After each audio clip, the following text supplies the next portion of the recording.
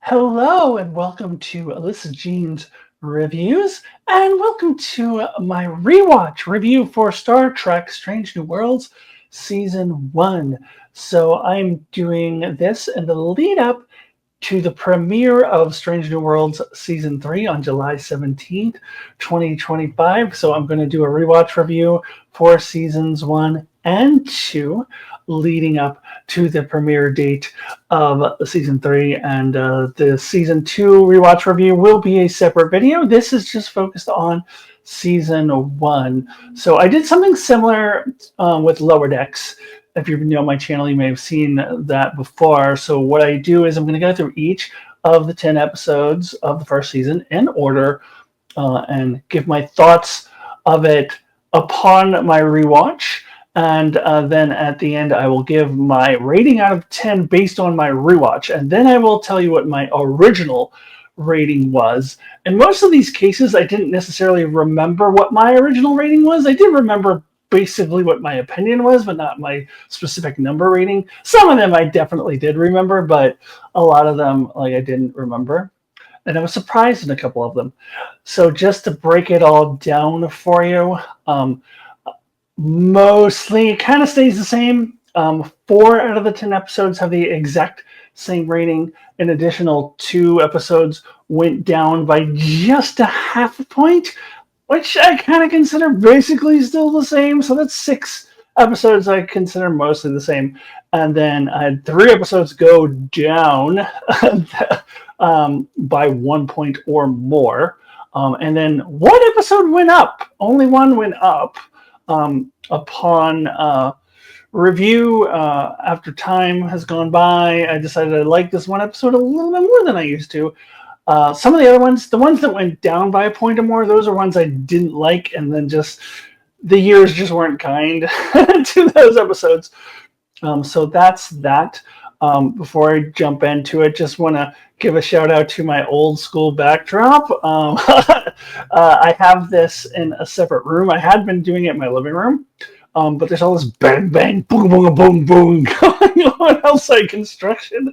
And this is a closed door that hopefully I wouldn't hear it as much. So that's why I'm here. Also, when I was rewatching all my Strange New Worlds reviews, I noticed that was the phase in 2022 where I kept trying to make my hair all wavy and curly and put curl cream in it. And every single review, I had this curly hair. And I kind of gave up on that. And actually right now it's not as curly as it was in those videos, but we're going old school today to do an old school season from 3 years ago. So no more preamble. Let us jump into the episode, starting with, of course, the first episode of the series. Hold on a minute, I lied. One more quick bit of preamble. I forgot to mention that if you want to watch each episode review independently from the others, you can just click on the timestamps below. Now, for real, let's get into episode 1. Okay, so we begin with season 1, episode 1 of Star Trek Strange New Worlds, entitled Strange New Worlds. I maintained the least creative episode title of all time. Not only is it the name of the show, but they're using bits and pieces of the opening monologue from the original series, which there's an episode, the finale of season 3 is titled New Life and New Civilizations. So eventually they're just going to take every little bit of that and make it an episode title. And it's the name of the damn show. So yeah, could be better as far as episode titles go. Anyway, so this is one that I don't think the years were kind to, or at least for me, because I think when I first saw it, I was excited. This is a new show. We're bringing back Captain Pike and Ethan Peck's Spock and Anson Mount's Pike, I should say, from Discovery, and putting a whole new cast, and we're bringing in Horan, and it's going to be exciting. There's just a little excitement about the show, so I think it got a little bit of a bump because of that. Because watching it now, it just feels very piloty, like, you know, like, oh, this is our new character, Luan. My name is Luan. Oh, let's introduce you. Hi, Luan. This is very clearly we're introducing a new character, uh, and and that's something all pilots need to do. And I'm not saying that's bad. Like, pilots need to do that, but when you compare it to like regular normal episodes that have come after that that don't need to do that, then it's just not as good. It just feels piloty. And as far as pilots go, you know, this ain't no account or a far point or anything like that. It's not bad. I need to do these things, but it's just like it feels much more piloty to me now that I've seen all the other episodes a few times after, you know, the ones that came after this one. And then it's, of course, in this case, not all the characters are brand new because we had met Anson Mounts Pike and Ethan Peck Spock before, and a little bit of Rebecca Romaine's number one. So those aren't brand new, but we have to like show that this is a new show, and we have to have Pike with this big beard. I thought upon rewatch that seems a little extreme to me. Like, it feels like that would be appropriate if, you know, he had quit Starfleet and it had been, you know, 3, 4, 5 years, several years or something, and he is growing this big beard and he's riding his horse, and then the Captain April, or Admiral April, I should say, is coming to like get him to come back to Starfleet. That makes a little more sense. But he's still captain of the Enterprise. It's just like, you know, at the starbase or whatever, and just being, you know, going under repairs or whatever. And he's still very much the captain, and it's only been like, what, a month or something? And it's like, so it seems rather extreme for him to have that big beard and riding around a horse as if he's been out of Starfleet for 3 years. And again, that's very piloty. Like, look, this is a new show. Something new is happening. Now, while I do appreciate why he does that, because of the struggle that he's having with having seen his future in Star Trek Discovery, and that's something that, of course, plays out throughout the year, throughout the season, and it ends in a spectacular way, which I'll get to. Still, a little extreme. So the whole thing just feels very piloty. Plus, I still maintain the same problems that I had with this episode when I first watched it 3 years ago. My biggest problem being at the end when Pike is speaking to two warring factions of, you know, I'm thinking like MAGA versus left liberals even, and that we're not even fighting each other necessarily as much. We're not in like full-blown war. Or like Israel versus Palestine would be maybe a better analogy. Two warring factions that have been at it for decades, and I think in this case they may have said centuries. And Pike basically pulls a Falcon and Winter Soldier from that show, where Sam, the new Captain America, says, "Do better, Senator." That's basically what Pike does. Shows them a little video of a distant planet that they have no context for whatsoever, and they don't necessarily state outright that this does change the trajectory of the planet, but it's very strongly implied that it does. It's very strongly implied that Pike just comes in here, gives a little speech, shows some videos that are out of context, and everyone's, oh, the words that Pike speaks really strike me. I think we should stop warring with each other now. Like, and that's what's implied, and I do not buy that in the tiniest little bit. And also, I believe I did point this out 3 years ago as well, they're very casual about meeting this brand new weird alien species that don't have the bumps on their head, that they're supposedly never had any contact with any alien species. But the way they interact with Pike, it may as well be any alien species that is very well familiar with the Federation, that's been around for centuries and has warp technology that isn't like any other Star Trek episode. They may as well have been, just the way they're just so casually nonchalant about their interactions. Like, they should definitely be a lot more freaked out by the whole thing, and definitely should not be so easily influenced. And that bothered me 3 years ago, and it bothers me even more watching it now. So my rewatch review rating for the episode Strange New Worlds out of 10 is a 6.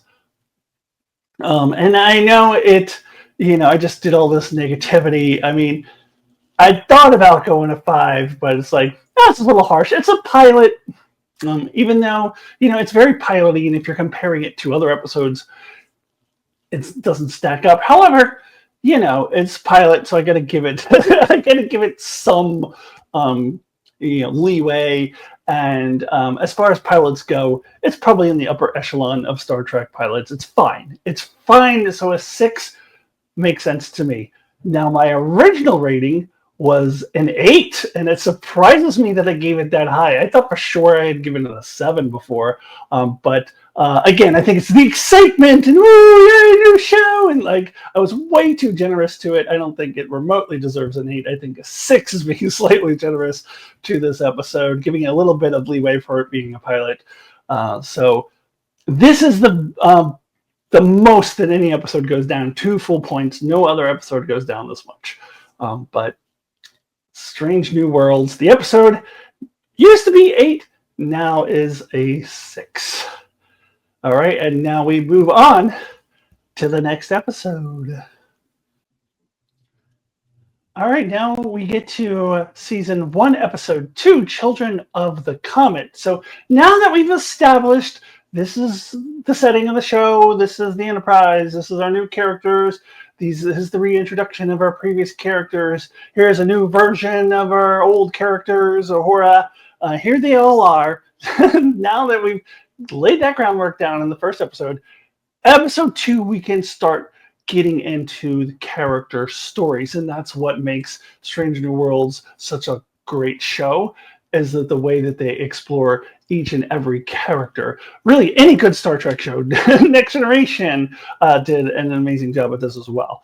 Deep Space Nine, Voyager, but I'm not as high on Voyager. Anyways, so, it's a thing that the Strange New Worlds does very well, and they start right here in episode 2 by reintroducing us to this version of Uhura, because Uhura from the original series was unfortunately really underdeveloped. She did get some badass moments to shine. She was also crippled by the fact that this show was being made in the 60s and still very much a sexist society. And so every once in a while she'd have to say something like, "Captain, I'm scared." And so, and they just didn't develop her as much as she deserved.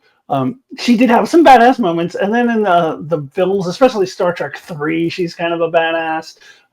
So she had her moments, but we've never really dove into this character, like her backstory. And is this backstory completely made up for Stranger Worlds and not canon in the 60s? Yeah, I don't care. I love it. I love her finally, not just exploring her backstory, but exploring who she is as a person, and how fascinating it is that this badass Uhura that we've seen in certain episodes of the original series, and badass Star Trek 3 Uhura, and just one of the key members of the crew, how she starts off being this uncertain cadet, not even sure if she wants to be in Starfleet, thinking she's probably not going to stay, and seeing how all the crew members are just like, hey, if this is not your thing, it's not your thing. Like, nobody is like, well, you should be in Starfleet for blah, blah, blah. It's more of a show not tell type of thing that they do, which I think really works well. And of course, she also makes her first connection with Hemmer, which is a really strong connection that would carry on throughout the season. And we see this version of Uhura who's on her very first away mission, and is very, very full of self-doubt. Other than those stupid 1960s, I'm scared, Captain moments from the original series, we never saw self-doubt. I mean, that was just because of the stupid male writers in the 60s. But, other than that, we didn't really see. She was a confident, strong woman on the bridge. And so it's really, really, really interesting to see her origins and see how she's going to develop through the course we know that they're setting up for the course of the series for us to get a little bit closer to the horror we know, but we see that development through the course of this season. And the plot is just kind of a throwaway to me. It's not the point. The point is the character development. So I think a very strong second episode of the show. So my rating upon my rewatch out of 10 is an 8. My rating when I first saw it, also an 8. So I didn't really change my opinion on this episode a whole lot. Pretty much the same. Really love the development. And also, I forgot to mention the interplay between the characters. Love that opening scene where they play the little practical joke on Horror, make her wear the dress uniform, and everybody's at Pike's quarters, and he's making food, and just the interactions of the crew. It's that next generation thing, the bonding of the crew that makes it so great. So it was an 8 before, still an 8. Pretty strong second episode of the show. Okay, now moving on to season 1, episode 3, Ghosts of Illyria. So continuing the theme of exploring characters after we already had that, setting the baseline kind of first episode, we're now moving on to Una, number 1, who has not been developed at all, because we got her one episode in the original pilot, played by Majel Barrett, and then a couple of times in Discovery where basically they were just doing a little gag where you can't say her name, you just got to call her number 1, and they work around saying her name. Finally, they just said, let's call her Una. Because Una, like Uno, number 1, haha. But at least she has a name now. And now we're working on her character, and also a little bit of Mbanga as well. And both of which sets up season-long arcs. This is an episode that time was kind to. I have talked about what I've called the modern track bump, but this is the new episode bump, like later episode bump. After I've seen the episodes that come after it and see the full context of this character, Una, and also I would throw Mbanga into this as well, because we get a little bit of him. I think it allows me to appreciate this episode a lot more. I think when I first saw it, I was really caught up on the fact that it's a virus episode, and I'm just so over the virus episodes. The Next Generation era, the Deep Space Nine Next Generation Voyager, did the virus episode to death. Just beat it with a dead horse over and over, and I get so tired. And I think I was really caught up on that, and didn't appreciate the character development we were getting from Una and how this ends up playing out later on. And I think they do a better job at giving her genetic modifications than they did with Dr. Bashir in Deep Space Nine, because Dr. Bashir had already been very well established as definitely not having genetic modifications for 4.5 seasons. And then all of a sudden, out of nowhere, they're trying to retcon it and say he has genetic modifications, whereas Una, as I mentioned before, barely seen throughout the course of Star Trek history, so you can do whatever you want with her. I think it's perfectly fine to introduce the storyline that's very interesting, because of how the way that Starfleet is very and the Federation are very much bigots against people with genetic modifications. So I love that they give her the story. I think my complaint would be not just in this episode, but just kind of moving forward. And then Bashir had the same problem, is it's very inconsistent with her genetic modifications. Like here in this episode, she just picks up Hemmer, throws him over her shoulder, and they're like, oh, how'd you do that? Other episodes, she can't pick things up like that. Like, it's just what the plot needs. Like, whatever the plot needs in the moment, she either has these genetic modifications or she doesn't. But, it's kind of hard to avoid that. So, whatever. But I do really appreciate now, in retrospect, having seen future episodes, what they did here with this character. And I remember a complaint that I had of this episode. I didn't like how they tacked on the Mbenga story at the very end. It just seemed like it was distracting from our main storyline, which was Una. I will say, I wouldn't say that it doesn't bother me at all. I will say it bothers me less upon my rewatch, because I also really, really appreciate what they ended up doing with Mbenga, and I will get to his story later in this video. But since I really do appreciate it, I mean, I still think it would have been better if they could have found a way to do this in 2 separate episodes. However, putting it together here in this episode does not bother me as much as it did 3 years ago. So it's fine. It's fine. It's not my favorite thing ever, but I'm not as thrown off by it as I was 3 years ago. So my rating upon my rewatch for Ghosts of Illyria is an 8. So this is the one episode that has gone up in rating, because last time I gave it a 7.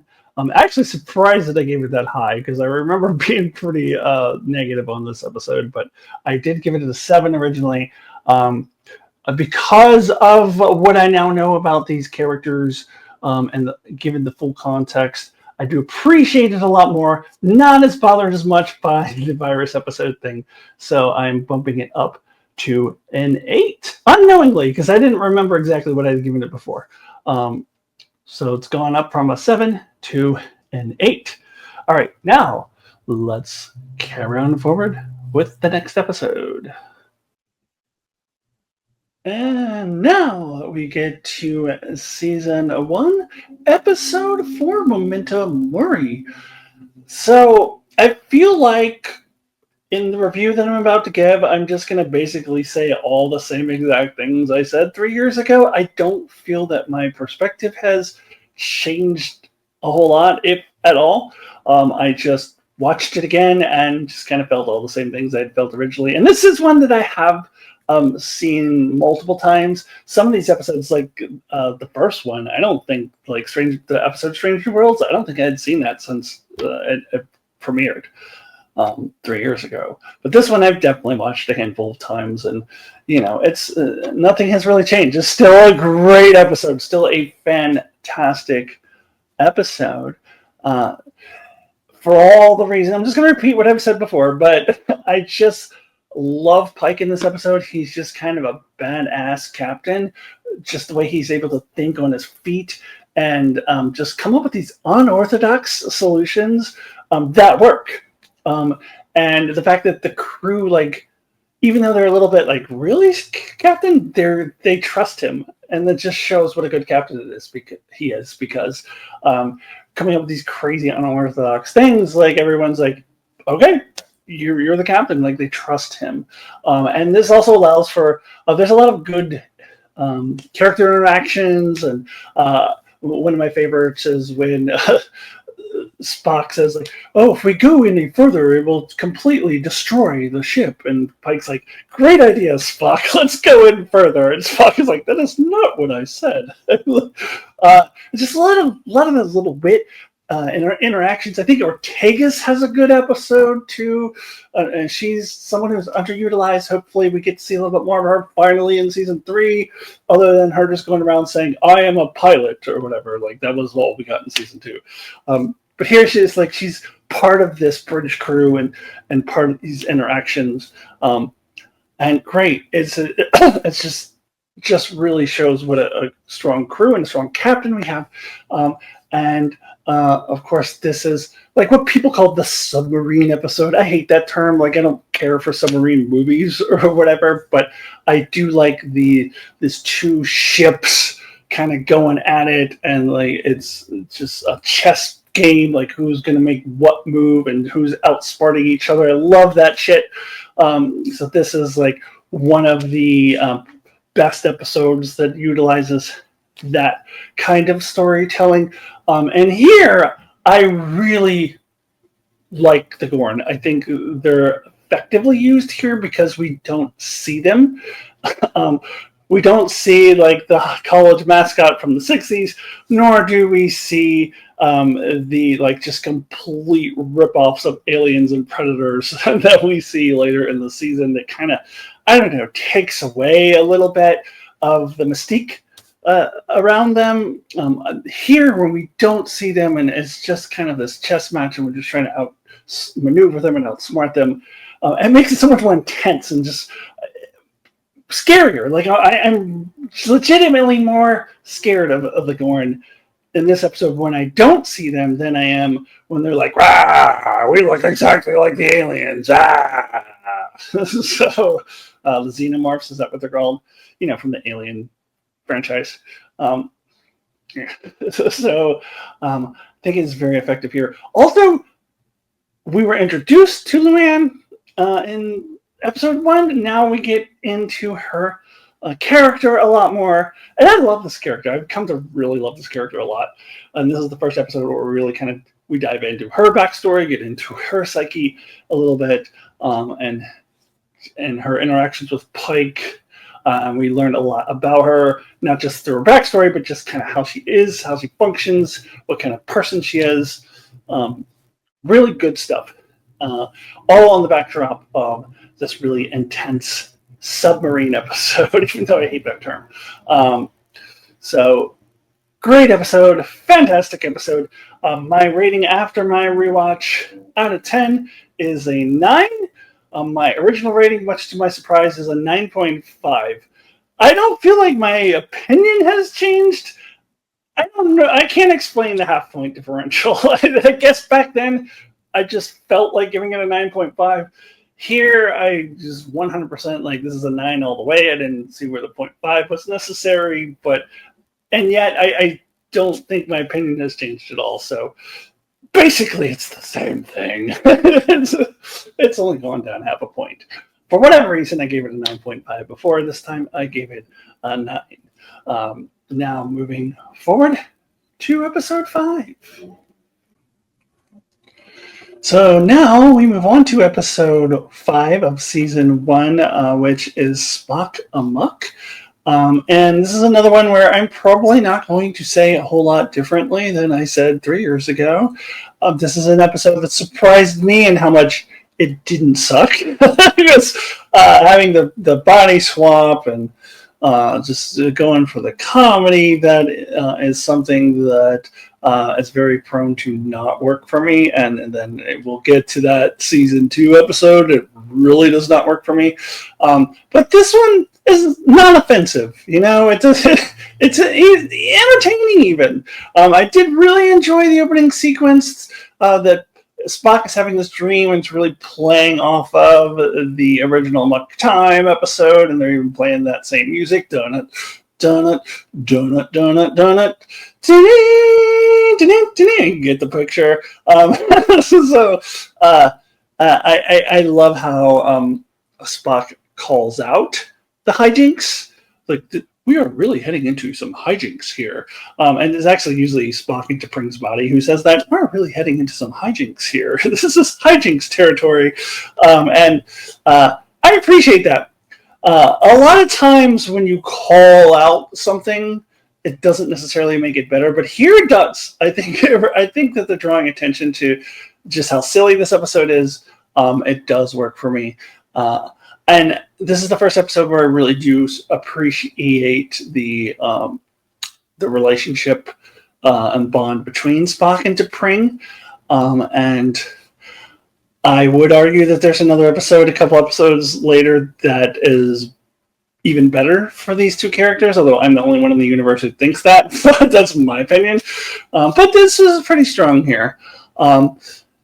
Is this episode silly? Does it have a silly premise? Yes, but it manages to avoid actively pissing me off, unlike its counterpart, episode 5 in season 2. That's in another video.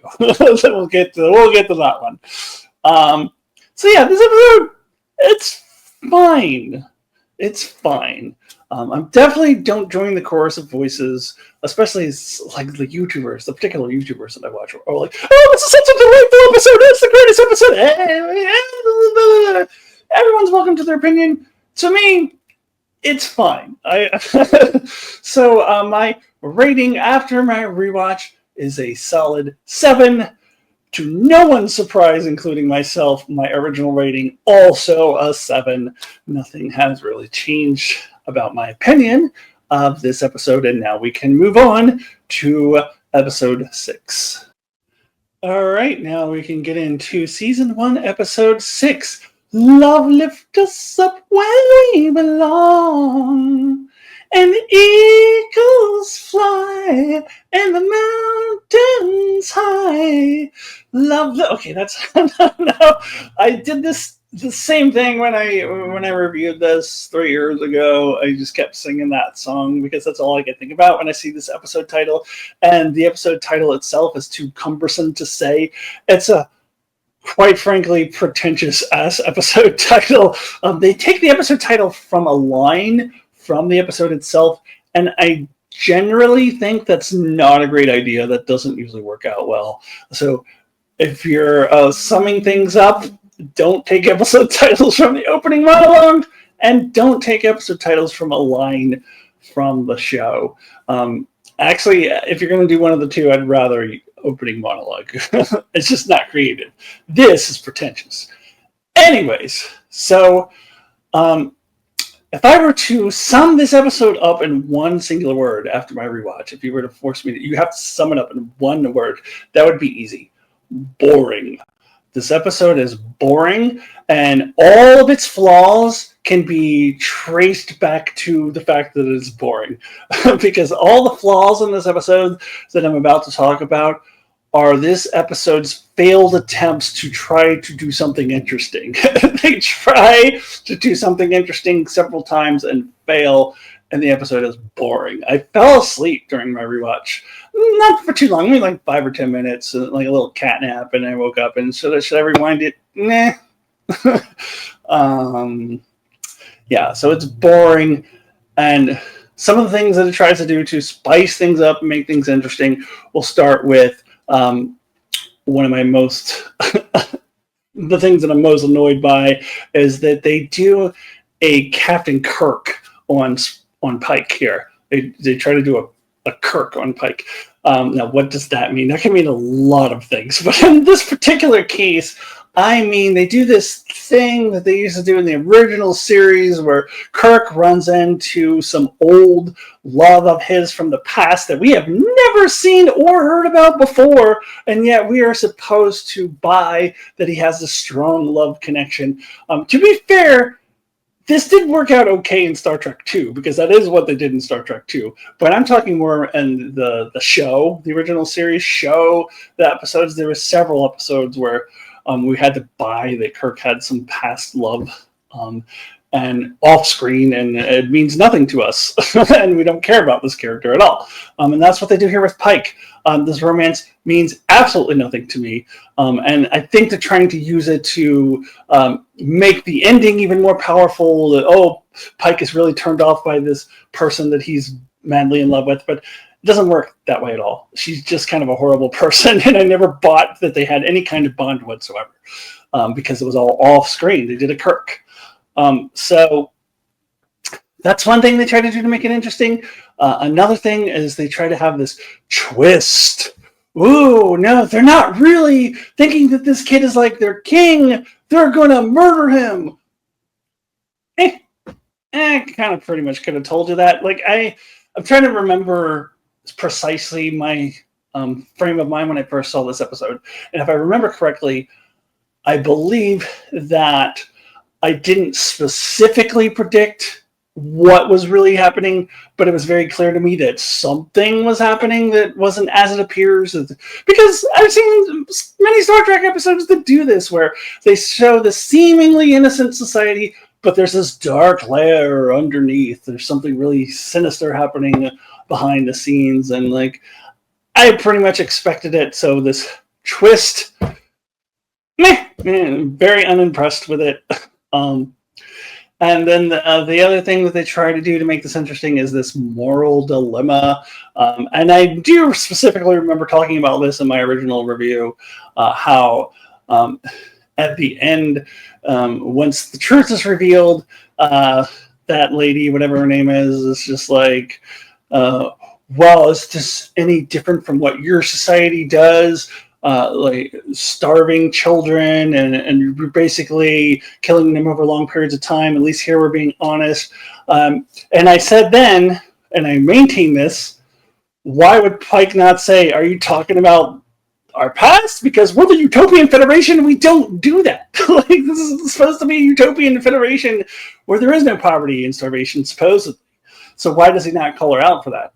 And on my rewatch, I was thinking, okay, maybe she wasn't really talking to Pike as much as she's talking to the audience, like trying to get us to wrestle with this moral dilemma. Because, like, oh, is what they're doing here really any worse than what we do?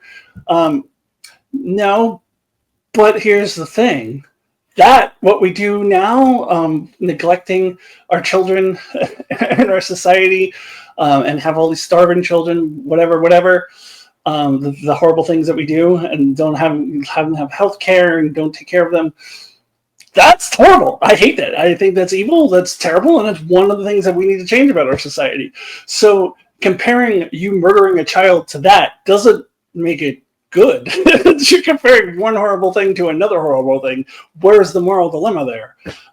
So I am against what is happening right now every bit as much as I am against them murdering that child. So I don't get what they were trying to accomplish there. It's just a failure.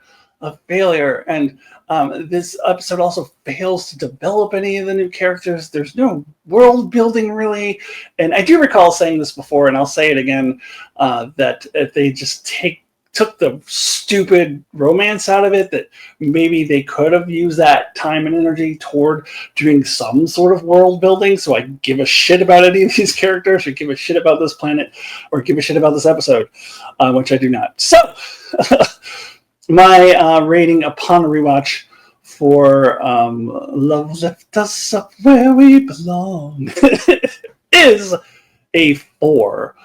And I won't give it a 3 or less, just because, like, there's nothing in it that actively pisses me off, like that season 2 episode I alluded to that we'll get to in the next video.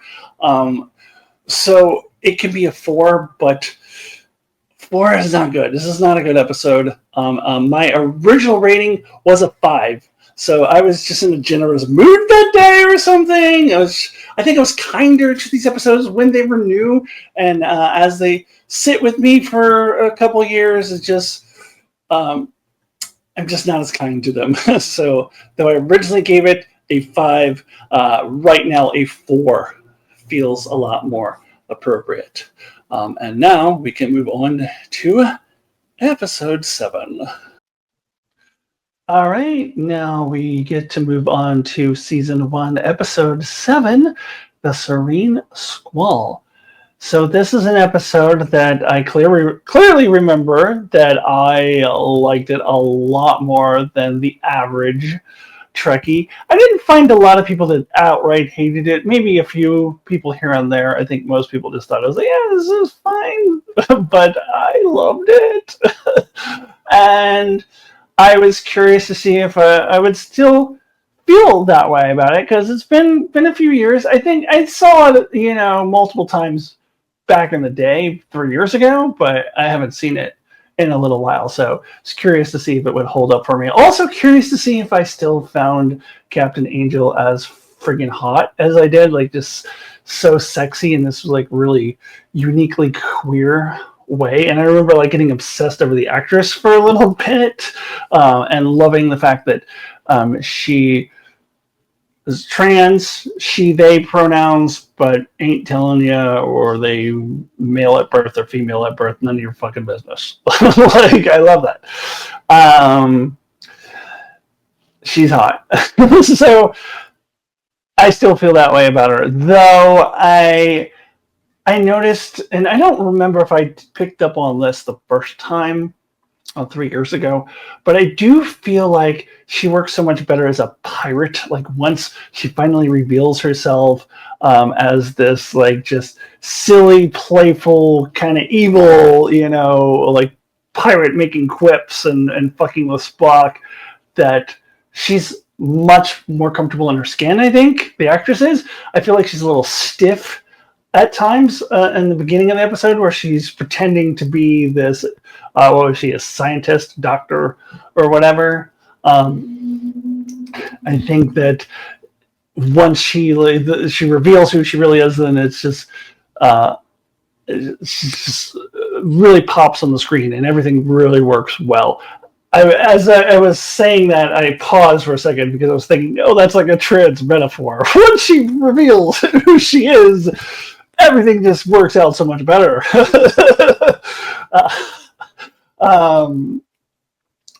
So I think this episode really works for me.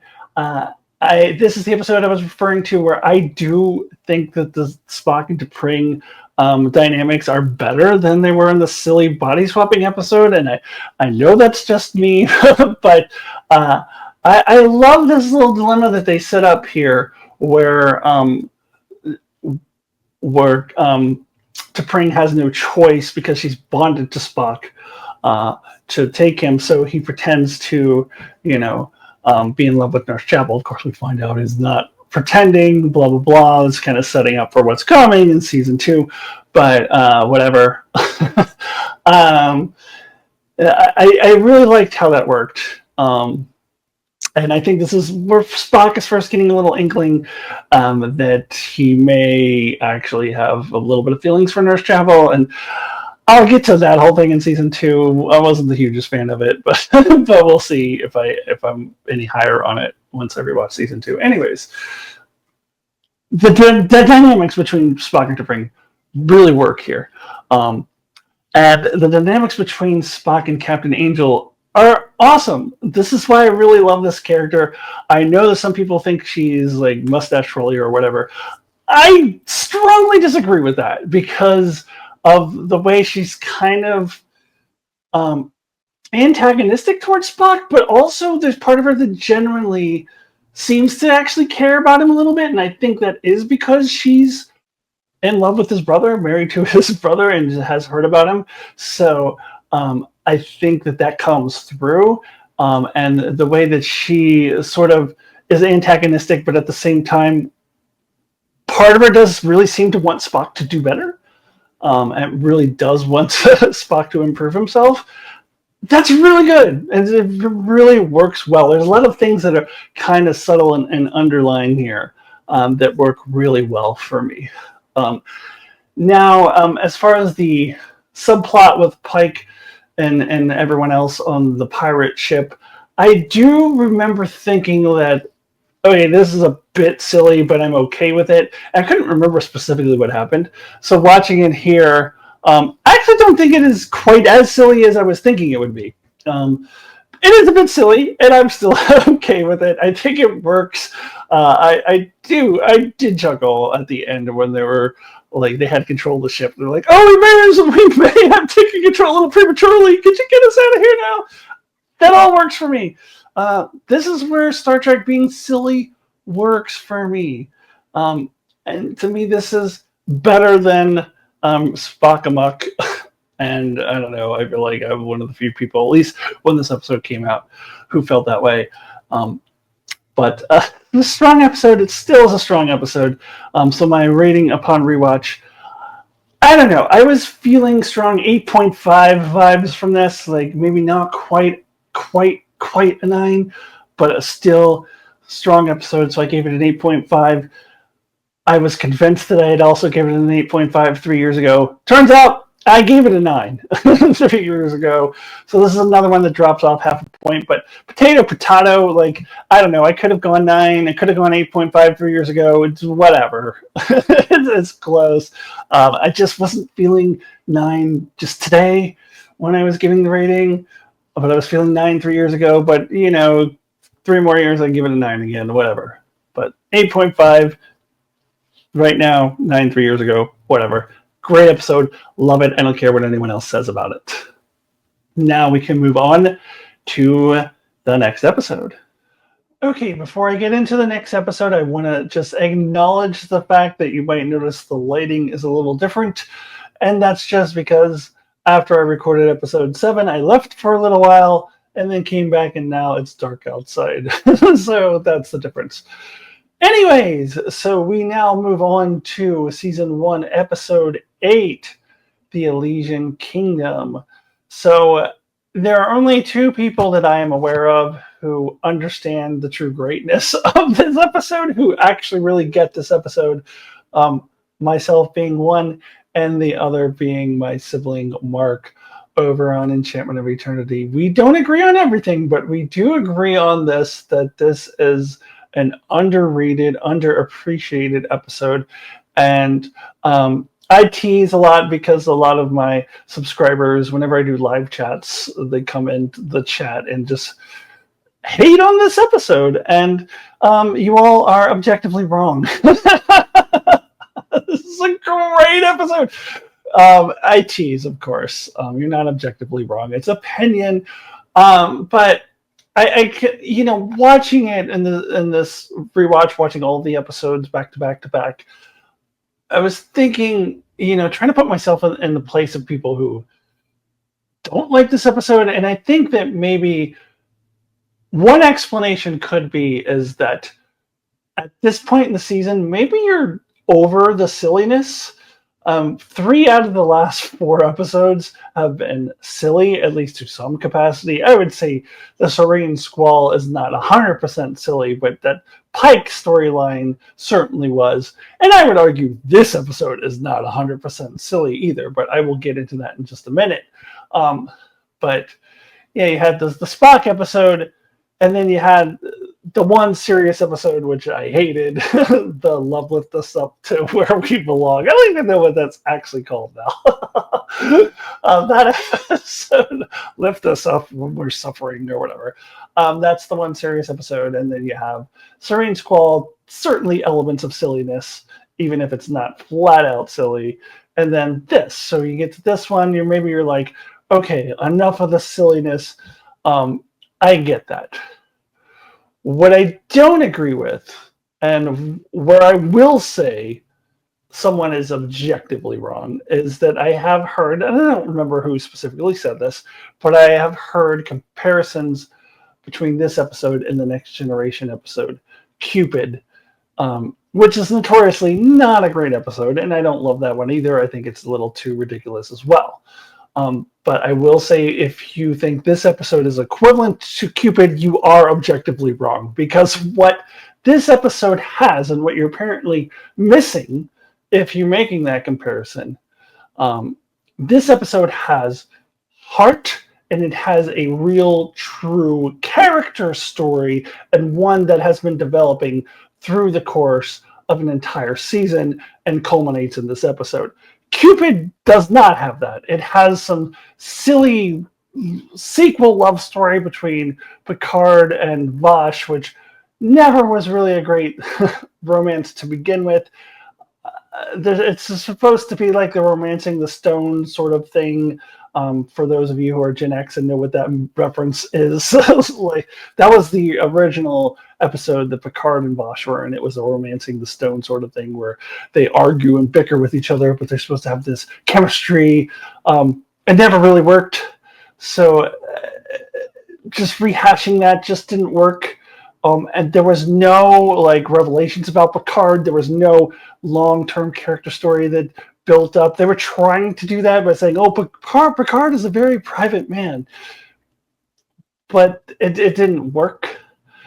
So to compare this M'Benga episode to that, you are objectively wrong, because M'Benga, we have been building up to this throughout the season. This quandary that he has, where his daughter is sick and she has her in the transporter buffer, and then we finally get the culmination of that. And the ending, I'm sorry, but I cry every time. It was so beautiful. It was so beautiful when his daughter goes off to this entity, and then she comes back immediately older and says, "It's okay, Dad. It's okay to let me go." How do you not cry? How are you going to compare this to fucking Cupid with Picard and Vosh? You're objectively wrong. That's what this episode has. Now, as far as the silliness, this silliness works for me because it has a lot of great character interactions. Luann, yes, she's over the top with the dog, which, by the way, is the real actress's real dog, which is cool. Um, she's over the top. Anson Mount is over the top, but it works for the episode that they're supposed to be over the top. That's what makes this episode work. And the best part is Hemmer. And especially now knowing, spoilers for the next episode, I mean, spoilers for this whole season should go without saying, but we lose Hemmer in the next episode. So in retrospect, this makes this even a better episode. We get to appreciate Hemmer, and kind of wish we got a little bit more of him in the season, to be honest with you. But he brings great gravitas, great comedy to this episode, being the wizard and going abracadabra and all of that stuff. And just the interactions just pop off the screen. Everything just works so well. So I don't care what anyone says. Only Mark is right about this besides me. This is a fantastic episode. And I will always think that no matter how many times I watch it.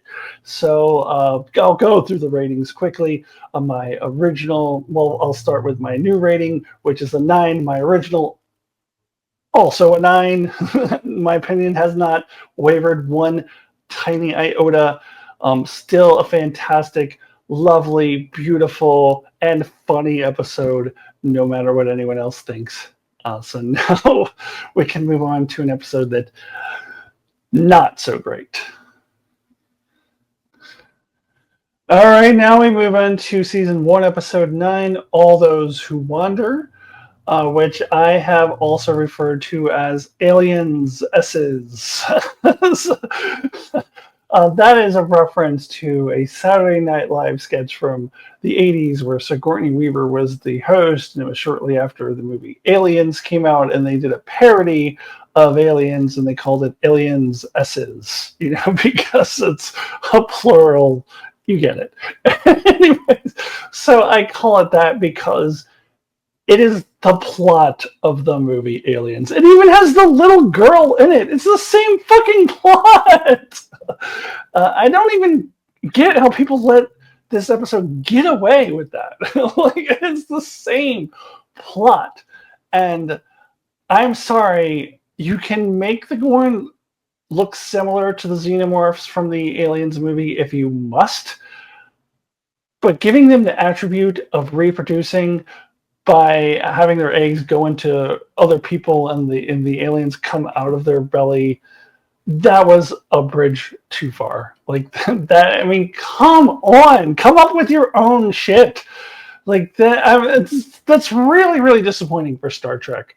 I have a much higher opinion of the writers than this, that they're just going to lift something from another franchise. And then the point of view that we get from the Gorn, it's the fucking Predator. They're just using how are people letting them get a pass for this? How is not everyone screaming from the rooftops that this is a complete ripoff of the film Aliens, with it also a complete ripoff of the Predator when we get the point of view of the Gorn? And no, I don't want them to do the 1960s college mascot Gorn. I want them to update the Gorn. I want them to update everything. But have some creativity, some originality, for God's sake. It's just too much. And this episode, it doesn't really know what it wants to be. The real title of the episode, All Those Who Wander, is a Tolkien quote. What the fuck does that have to do with anything? It's just all over the place, this episode is. I don't even know who this episode is about, really. I mean, I guess Luann, because she had the earlier Gorn episode, but I don't know. It's kind of all over the place. The one thing I do really like about this episode, I have to tip my hat to Hemmer. He made an impact in one season. Yes, I would have loved to have seen him in further seasons, although I kind of love Pelia as well, who replaces him, so that's okay. So in retrospect, knowing that we're going to get Pelia, who is a great replacement for Hemmer, I just tip my hat to his death scene. I think it's a fitting ending for the character, and really affects Uhura. And you see how this really moves her character forward, this bond that she developed with Hemmer in such a short period of time. I forgot to mention in the Momento Mori episode, there were some great scenes with Uhura and Hemmer in that episode. And you see how that affects her and how that will affect her moving forward. So I do give kudos to this episode for that. And that is why in my rewatch rating out of 10, I'm going to give this a very generous 5. So, because I think the Hammer stuff works, it's mainly why I'm not going any lower. My original rating was actually a 6, so I was even more generous the first time, even though I really don't think my opinion has changed that drastically. I didn't like it then. I don't like it now. I think I'm just being more real that this is a 5. This is not a 6. So that is where I am at with this episode. And now we can move on to the final episode of the season. And finally, we get to Season 1, Episode 10, A Quality of Mercy. And what else am I going to say about this episode that I have not already said a gazillion times on my channel? This was my number 1 episode of Modern Trek. I did a top 25 Modern Trek, and this was my number 1. I think it will always be my number 1. I'm having a really hard time imagining any Modern Trek show topping this one. Maybe the Strange New Worlds series finale, since they do have time to plan it out, if they do it right, if they do an all good things type of thing, maybe that has a shot. But I'm having a hard time imagining anything that will ever top this episode in Modern Trek. And again, I'm just going to be repeating myself, as I've said for other episodes in this video. I don't know what new to say about this. It's the character story that is at the heart. We get in the beginning of the episode, even though I thought the beard was a little extreme, they are setting up for this ongoing story arc with Pike dealing with seeing his future. And then we get right into it at the beginning of this episode, where right away he's confronted with this future and sees one of the kids who dies. And this is really impactful. And this is a thing we've checked in with Pike every once in a while throughout the season. So we don't just do it in episode 1 and forget about it until episode 10. We kind of check in on it so it feels organic. It feels like an ongoing story. And what a fucking fantastic way to end this story. This is what Strange New Worlds Season 1 does really well. I mentioned this with Mabanga earlier. They do it incredibly well with Pike. And they do it with a fantastic time travel story. And I love seeing Pike wearing the big red, wearing the not the exact same, but a close variation of the movie or the uniform from the Star Trek movies. I love seeing that. And my favorite part about this from when this originally aired or originally streamed, and I will never, ever forget this, is that this came out of complete fucking nowhere. I am still forever grateful for the Star Trek team, for the Next Generation team, or Strange New Worlds team, for keeping this under wraps. And the age of social media, the internet age, like, it's almost impossible to keep anything a secret. And I'm sure there were people out there who did know about this. If you're like specifically going and seeking out spoilers, you might have come across this. But just for the general public, it was not leaked to us. I had no fucking clue what this episode was going to be about. So that just all of a sudden out of nowhere, old Pike showing up with the movie uniform. It's just, I will always appreciate the way that they made this a surprise. It was so good. And then to culminate this character story, this excellent character story of Pike dealing with having seen his future, and then learning that an attempt to change the future is going to have negative consequences on the entire galaxy. the entire Alpha Quadrant and the entire Federation. For him to learn that and then have to play this scenario out, in and of itself, is a fantastic conceptual idea. It's a fantastic idea. But then to do the best tribute episode, in my opinion, that's ever been done. This is Trials and Tribulations done correctly. Trials and Tribulations was fine. It was entertaining. It was a hoot. But it had no purpose. It had no meaning. This was a tribute episode that actually had meaning and purpose, and that's what makes it the best fucking tribute episode. And yes, they did a great job with the callbacks. Going to Ethan Peck's Spock, the same way that they went to Leonard Nimoy's Spock, going dun dun dun dun dun dun, dun, and then he raises an eyebrow when they see the Romulans. Yes, that was a fantastic callback. But it is the heart, it is the character story, it is the struggle that Pike goes through that makes this all work and makes this the best Star Trek tribute episode ever done. Trials and Tribulations be damned. And this episode also surprisingly introduced us to Paul Wesley as Kirk. We had heard that Paul Wesley had been cast as Kirk, but we had heard he was coming in season 2. And here he pops up. It's like it's the Captain Kirk jump scare. He just like pops up. Like, holy shit, Captain Kirk. And I don't care what anyone says. I genuinely love Paul Wesley as Kirk. I've heard people complain he doesn't look anything like William Shatner. He's too tall. He's too skinny. He's too reminiscent of Jim Carrey doing Captain Kirk on the parody that he used to do on In Living Color. So I ask the people who complain about that, are you bothered by the fact that Anson Mount looks nothing like Jeffrey Hunter? Like, not even close? Like, why do they have to look? I don't want a William Shatner replica.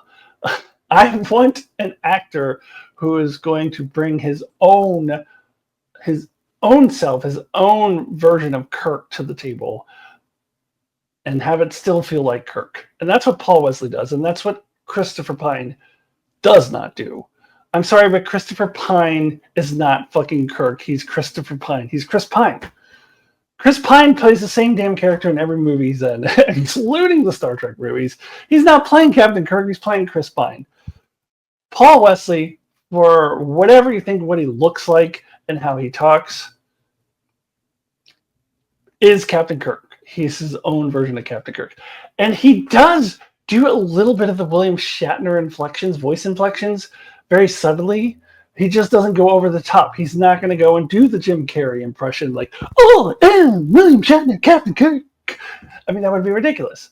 But if you pay attention, like little subtle voice inflections are reminiscent of Kirk. And I love Paul Wesley as Kirk, and I'll talk about him more in season 2 because I love him as Kirk in season 2 as well.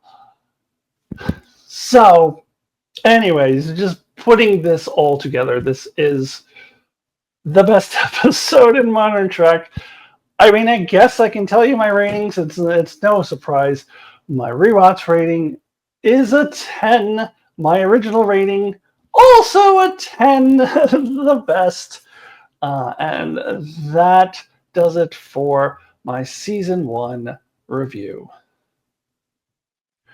All right, thank you so much for watching my Star Trek Strange New Worlds Season 1 rewatch review. Please join me within the next couple weeks where I do this again for Season 2. And then in Season 3, I'm not going to do weekly reviews on YouTube. I will do weekly written reviews on my Facebook page, so please subscribe please follow me on Facebook if you have not already. And then I will do a video for the first half of the season and another video for the second half of the season for Season 3. So that's what's coming up on my channel for Strange New Worlds content. Please subscribe if you have not already. Please follow me on Facebook, and I will see you next time. Goodbye.